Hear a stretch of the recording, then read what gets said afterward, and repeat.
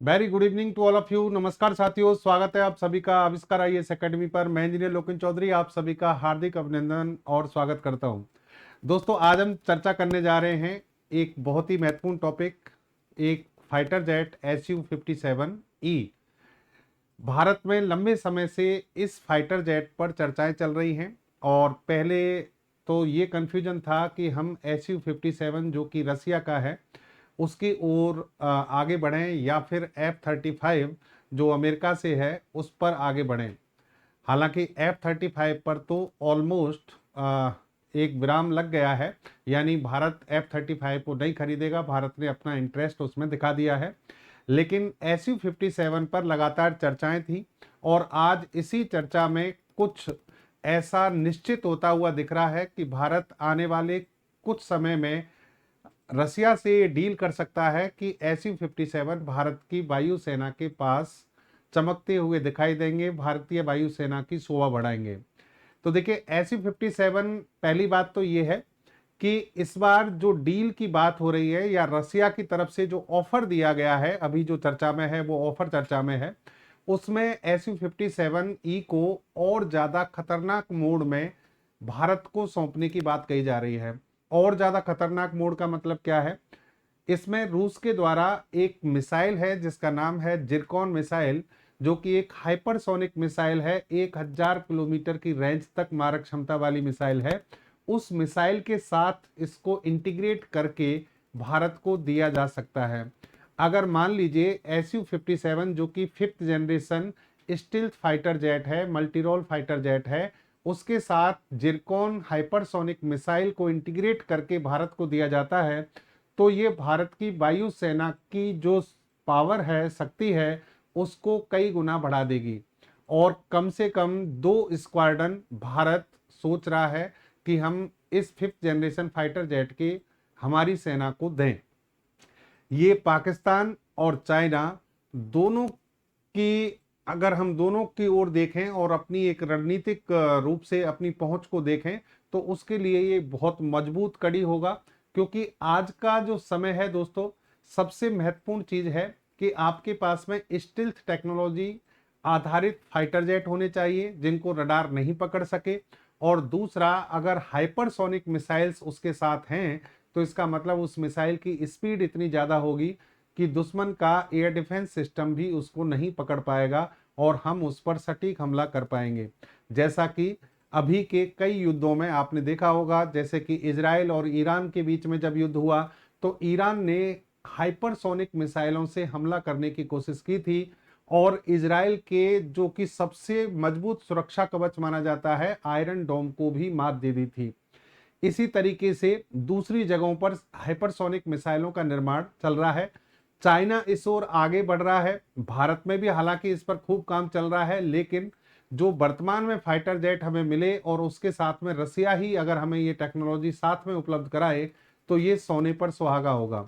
तो चलिए पूरी खबर को समझते हैं, डिटेल में समझते हैं, सारी चीजें आपको बताएंगे क्या क्या महत्वपूर्ण बातें होने वाली हैं। रूस के SU-57 जेट को भारत ने कमजोर बताकर छोड़ा, क्या इसे ही खरीदेगी मोदी सरकार? देखिए, पहले हकीकत यही है कि हमारा रुझान या पूरी दुनिया का रुझान F-35 की ओर था और SU-57 को माना जा रहा था कि उसकी तुलना में कमजोर है और इसीलिए काफी समय तक हम इस पर विचार नहीं कर रहे थे। लेकिन आज की जो स्थितियां हैं वो ये हैं कि SU-57 भारत के लिए सबसे बेस्ट ऑप्शन है और ये ई का मतलब यहाँ पर एक्सपोर्ट वर्जन है जो रूस ने निर्यात करने के उद्देश्य से ही बनाया है। यहाँ पर हम कंपेयर करके आपको बताएंगे कि F-35 से SU-57 किसी भी मायने में कम नहीं है, बल्कि एक बेहतरीन फाइटर जेट भारत के लिए ये साबित होगा। कैसे होगा समझेंगे आप। रूस ने भारत को दिया SU-57 लड़ाकू विमान का ऑफर, ये खबरें सभी जगह छपी हुई हैं। और देखिए, अमेरिका से जब हमारी इस समय विवाद की स्थिति बनी टैरिफ को लेकर, या फिर डोनाल्ड ट्रंप के द्वारा बहुत सारे ऐसे बयान दिए गए, डेड इकोनॉमी हमें बोला गया, तो उस समय भारत सरकार ये डिसीजन बना चुकी थी कि F-35 को तो हम नहीं खरीदेंगे। और फिर मोदी जी ने ये साफ क्लियर कह भी दिया था, भारत सरकार की तरफ से स्टेटमेंट दिया गया कि भाई F-35 में हमारा कोई इंटरेस्ट नहीं है, तो उस पर तो क्रॉस लगा दिया गया। और SU-57 की डील जो है वो हमें पक्की लग रही थी और अब ज्यादा लग रही है। कैसे लग रही है समझिए। रूस की संघीय सैन्य तकनीकी सहयोग सेवा FSMTC, इसके प्रमुख हैं दिमित्री सुगायेव। इन्होंने ये कहा है कि भारत S-400 सिस्टम को तो यूज कर ही रहा है, पहले से इस्तेमाल कर रहा है, और इसकी जो बैटरी है वो भारत को जल्द से जल्द पूरी उपलब्ध हो जाएंगी। इसके बाद हो सकता है S-400 का भी जो डील है उसको और आगे बढ़ाया जाए। उसके अलावा एक नई डील जो है वो ये है कि हम SU-57E को भी भारत को देना चाहते हैं, और उसे भी किसके साथ, हाइपरसोनिक जिरकॉन मिसाइल के साथ में। देखिए defense.in पर ये खबर है, SU-57E and Zircon hypersonic missile combination could be India's definitive answer to growing China and Pak threat। यानी पाकिस्तान और चाइना की ओर से जो थ्रेट हमारे लिए बनाया जा रहा है उसका ये एक कंप्लीट जवाब है। आपके पास में अगर SU-57 और जिरकॉन मिसाइल हाइपरसोनिक मिसाइल का कॉम्बिनेशन है तो इसका मतलब आप अपने आप ही जवाब, ये आपकी एक सफलता होगी और इससे अपने आप ही दोनों दुश्मनों को जवाब मिल जाएगा। यहां पर देखिए आप कि SU-57E जो है एक मल्टी रोल फाइटर जेट है जिसको एयर सुपीरियरिटी और ग्राउंड अटैक मिशन के लिए बनाया गया है। यानी ये हवा में भी हमला करता है और ग्राउंड अटैक मिशन के लिए भी ये क्या है, सुटेबल है। Its key feature include stealth technology to evade radar detection, super cruise ability allowing for sustained supersonic flight without afterburners. एक ऐसा फाइटर जेट है जो स्टील्थ टेक्नोलॉजी पर आधारित है, रडार की पकड़ में नहीं आता है, सुपरसोनिक स्पीड से चलने के कारण यहां पर सुपरसोनिक जो स्पीड इसको मिलती है वो आफ्टर बर्नर के बिना भी मिलती है। आफ्टर बर्नर टेक्नोलॉजी का मतलब यहां पर देखिए फ्यूल का उपयोग और उसके बाद बचा हुआ जो वेस्ट है उसके दोबारा उपयोग से संबंधित होती है। तो आफ्टर बर्नर में जो फ्यूल है उसका दोबारा से उपयोग किया जाता है, यहां उसकी आवश्यकता नहीं है, पहले चरण में ही ये आपको सुपरसोनिक स्पीड देगा। दूसरी बात यह है कि these capability alone would provide the IAF with a much needed 5th generation platform addressing a critical gap in its fleet। यानी भारत में अभी जो सबसे बड़ी कमी चल रही है वो एक ही है। हमारे पास में देखिए तेजस के फ्लीट हम बना रहे हैं, स्क्वाड्रन हम बना रहे हैं, हमारे पास में रफेल पर हमने लंबी चौड़ी डील कर ली है, रफेल के इंजन भी भारत में बनाए जा रहे हैं, तेजस MK1, MK1A, MK2 सभी पर काम चल रहा है, लेकिन एक 5th जनरेशन फाइटर जेट की हमें लगातार कमी खल रही है और ये कमी SU-57 आपके लिए पूरी कर देगा।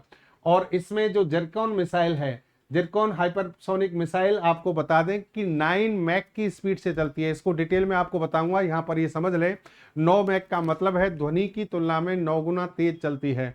जो साउंड है, जो आवाज हमारे पास आती है जिस गति से, उससे 9 गुना तेज, जो कि बहुत ज्यादा स्पीड मानी जाती है। 1000 किलोमीटर इसकी रेंज। हाइपरसोनिक मिसाइल्स जो हो अगर आपके पास में है और 1000 किलोमीटर की रेंज में है, इसका मतलब आप दुश्मन की सीमा में एंटर किए बिना आप अपनी सीमा से ही दुश्मन को तबाह कर सकते हैं।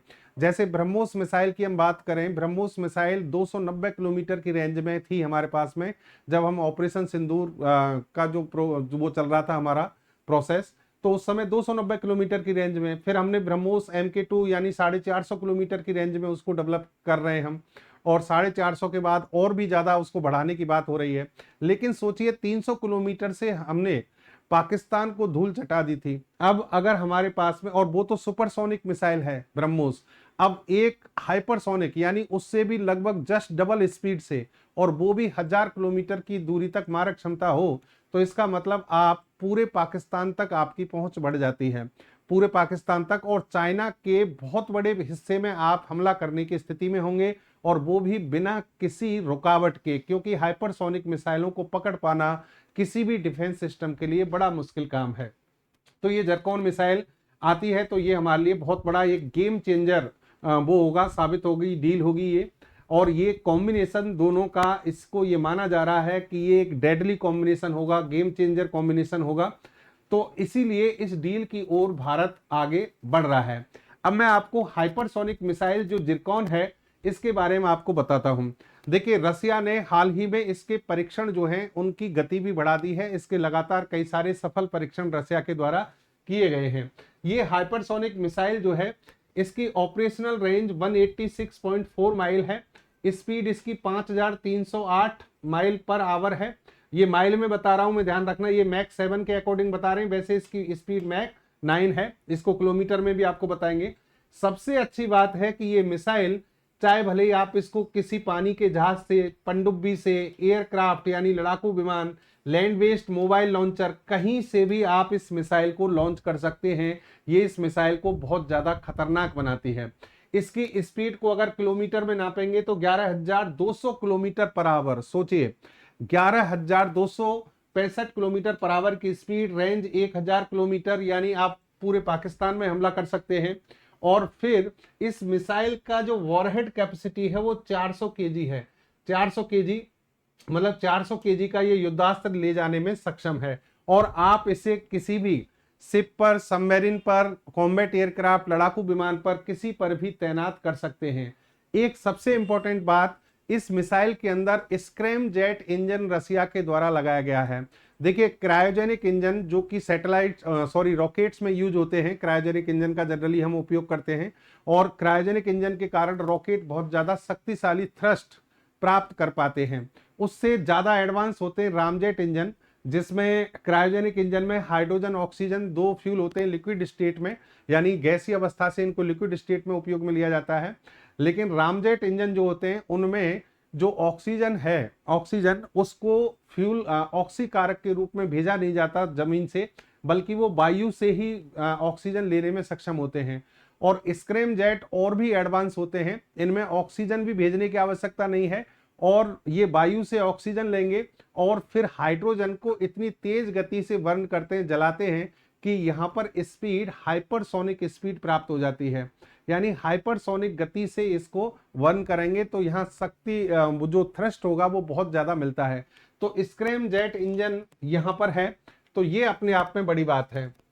अगर आपको कहा जाए कि साहब हाइपरसोनिक मिसाइल होती क्या है, तो दोस्तों समझना एक चीज, आपको एक चीज बताते पहले तो आप वर्किंग प्रोसेस देखिए इन दोनों का। देखिए, एक होती है बैलिस्टिक मिसाइल जो इस तरीके से पैराबोलिक पाथ पर फिक्स चलती हैं, तो इनका फिक्स पाथ होने के कारण ये दुश्मन के रडार की पकड़ में आ जाती हैं।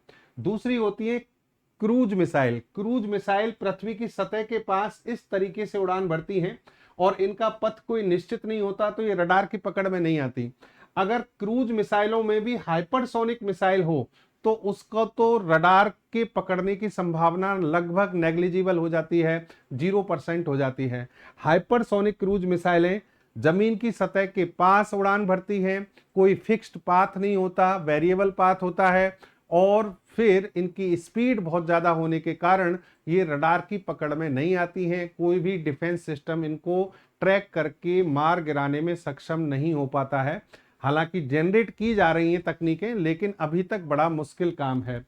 यहाँ पर देखो आप, जैसे कि ये दुश्मन का ये टारगेट है, दुश्मन ने यहाँ मान लीजिए हमें हमला करना है और यहाँ पर दुश्मन ने अपना रडार लगा रखा है, तो रडार की जो तरंगें हैं ना वो ज्यादा ऊंचाई पर इस तरीके से जाती हैं, तो बैलिस्टिक मिसाइल को तो पकड़ लेती हैं, लेकिन कम ऊंचाई पर जो आपकी क्रूज मिसाइल चल रही है उसको पकड़ने में सक्षम नहीं हो पाती, क्योंकि यहाँ तक रडार की जो तरंगें हैं वो इतनी कम ऊंचाई पर नहीं पहुंच पाती, इसलिए ये मिसाइलें ट्रैक नहीं हो पाती हैं। अब आपको बताएं तो क्रूज मिसाइलों को पकड़ना एक तो मुश्किल, दूसरी बात यह है कि यहां ये समझ लेना कि क्रूज मिसाइलें स्पीड के आधार पर डिवाइड होती हैं। अगर स्पीड 1 मैक से कम हो, 1 मैक का मतलब है ध्वनि के बराबर स्पीड 332 मीटर पर सेकंड, अगर इससे कम होती है तो उसको कहते हैं सबसोनिक क्रूज मिसाइल।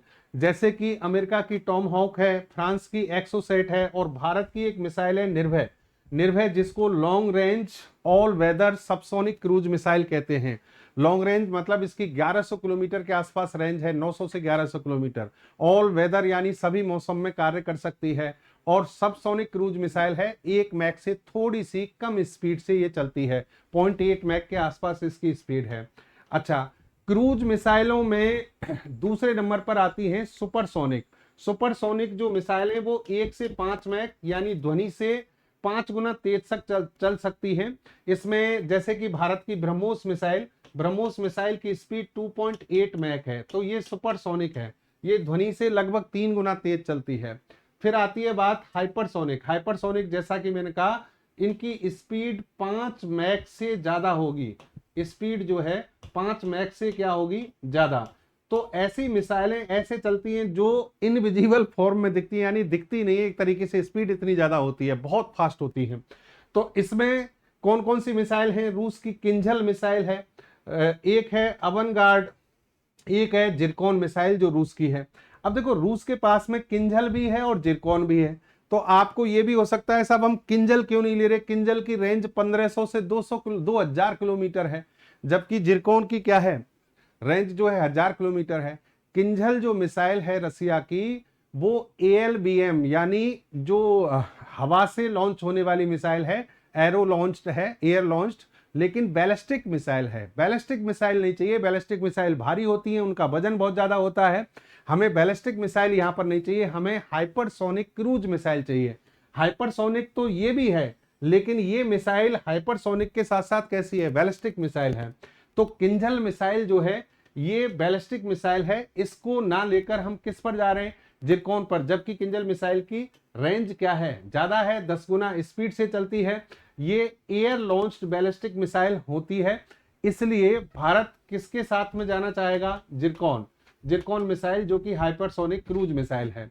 चलिए अब बात कर लीजिए आप अपने Su-57, Su-57E की हम बात कर रहे हैं, जो एक्सपोर्ट वर्जन है रसिया का। ये हमें दे रहा है 1 क्रू पर्सन, यानी एक इसमें पायलट बैठ सकता है। मैक्सिमम टेक ऑफ वेट इसका 34,000 kg है। इसके की फीचर्स की अगर हम बात करें, low signature across radar IR and visible ranges. देखिए, लो सिग्नेचर का मतलब है कि इसका जो बनावट है वो इस तरीके से है कि क्रॉस सेक्शनल एरिया जो है इसका इतना कम होता है कि दुश्मन के रडार की तरंगें इससे टकरा कर वापस नहीं पहुंच पाती हैं या फिर इसको ढूंढ नहीं पाती हैं। कहने का मतलब ये हुआ कि ये तभी इसको कहते हैं स्टिल्थ टेक्नोलॉजी आधारित फाइटर जेट है, मल्टी रोल फाइटर जेट है, कहीं से भी आप इसको यूज कर सकते हैं।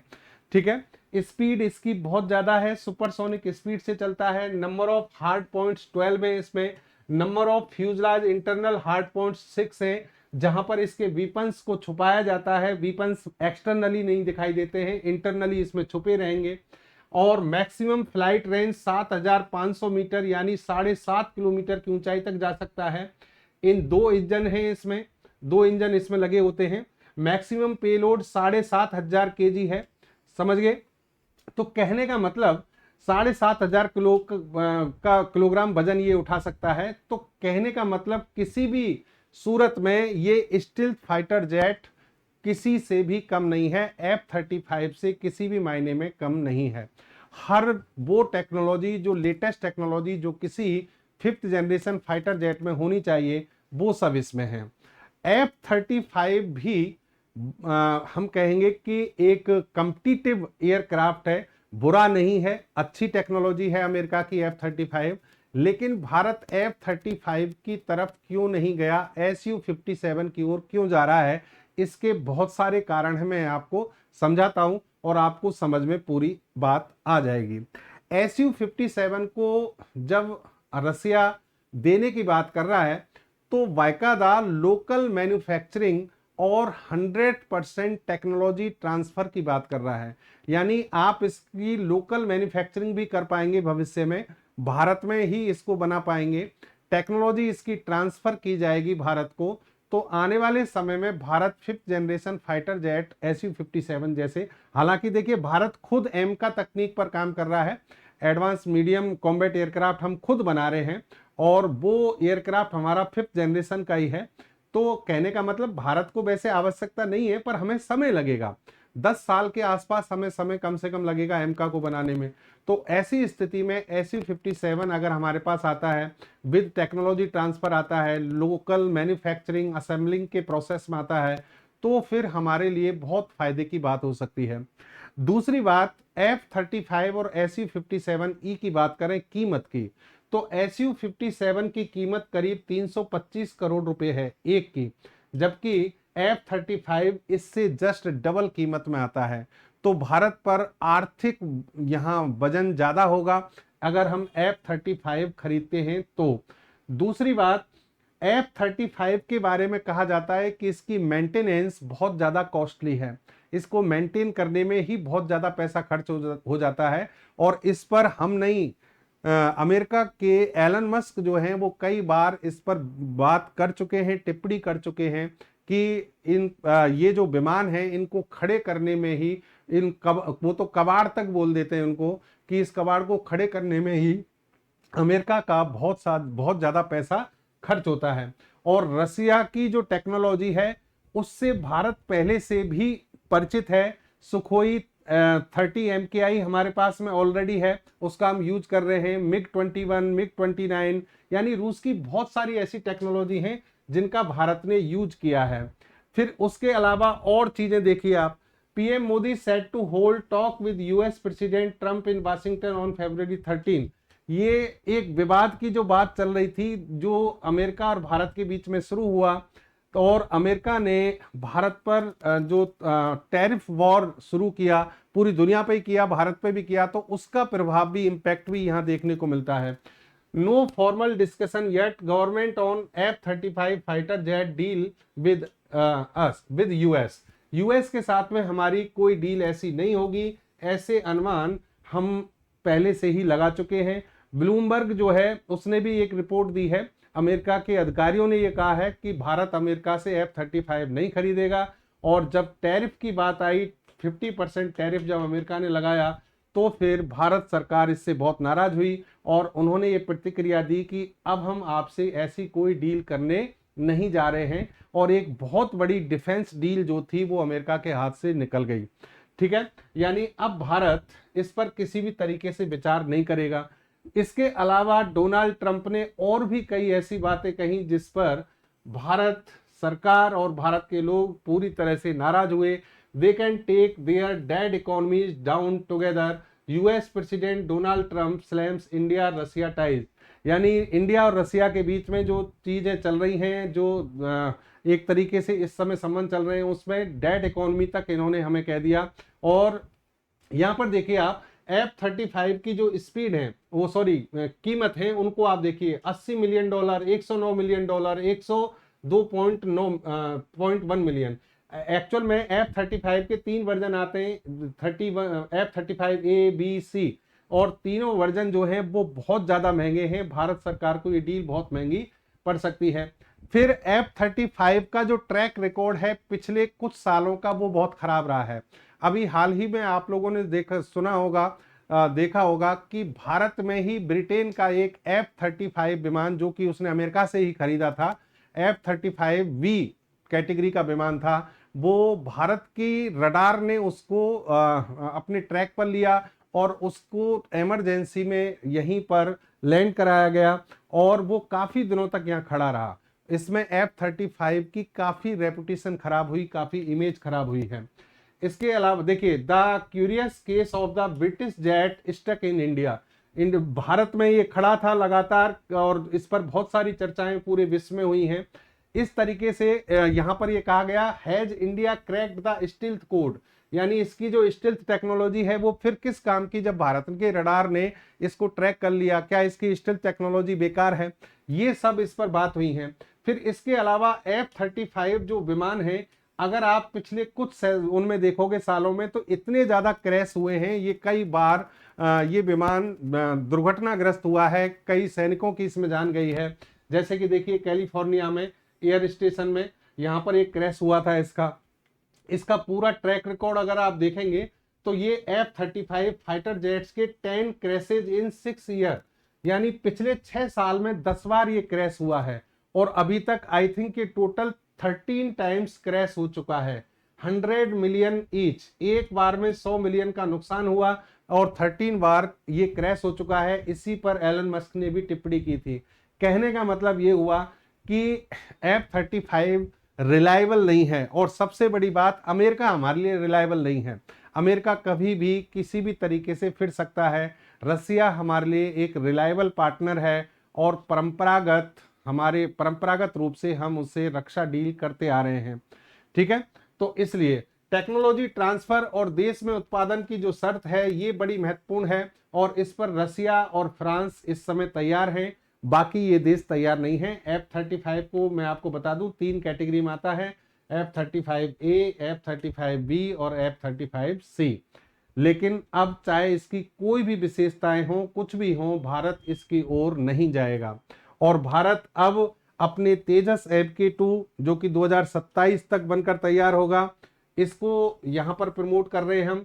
फिर आपका एम का जो प्रोजेक्ट है उसको हम तैयार कर रहे हैं। यानी F-35 जो है इसका जो अमेरिका ने एक बना रखा था, भौकाल बना रखा था कि भाई इसका कोई विकल्प नहीं है, इसके कई विकल्प अब हमारे सामने हैं। यानी हम Su-57E से डील जल्द ही भारत की आपको देखने को मिलेगी और इसके कम से कम 2 स्क्वाड्रन होंगे। ठीक है, तो ये खबरें आ रही हैं। बाकी अपने स्वदेशी प्रोजेक्ट चल रहे हैं जिनको पूरी तरह से सफलता हासिल हो रही है। अभी हमारा जो 13वां तेजस Mk1A है उसकी भी फ्लाइट भरी गई है जो सफलतापूर्वक सफल रही है।